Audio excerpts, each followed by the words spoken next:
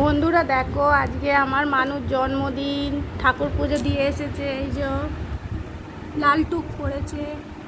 তোমরা একটু আশীর্বাদ করো, মানুষ যেন সুস্থ থাকে, ভালো থাকে। আলুর তরকারি, পরোটা, সিঙ্গারা খাচ্ছে, মিষ্টি খায় না, মিষ্টি খেতে ভালোবাসে না, ওই জন্য সিঙ্গারা এনে দিয়েছে ওর বাবা। আর ভাত খেতেও ভালোবাসে না, শুধু পরোটা খাবো আর শুধু পাপড় খাবো।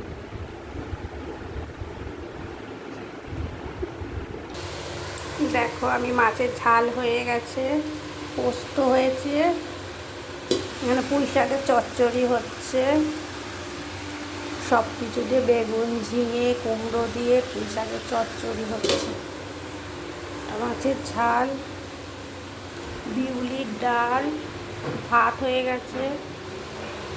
আজকে মানুষ জন্মদিন, তাই এইগুলো। মানুষ তো ডাল আর পোস্ত খেতে ভালোবাসে, মাছও খায় না, মাংসও খায় না, কোনো কিছুই ও খায় না, শুধু পোস্ত ভালোবাসে। পোস্ত করেছি আর ডাল করেছি।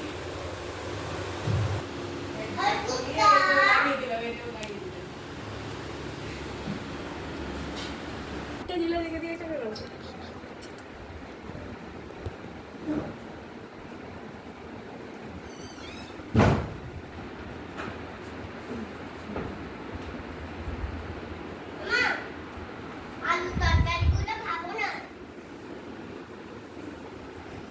আর তরকারিগুলো খাবো না। বললি কেন আলুর তরকারি করো?